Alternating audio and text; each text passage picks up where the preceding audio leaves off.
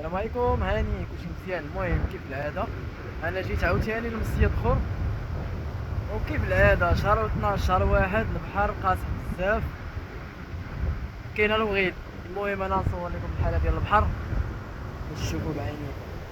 صراحه البحور اللي كنمشي لهم زوينين، ولكن المشكله كاينه الحاله ديال البحر، حاله الهيجان. نتسناه، انا غادي نبقى نتسناه اليوم ان شاء الله. شيخ الدار لدارهم في هاد العطله هادي.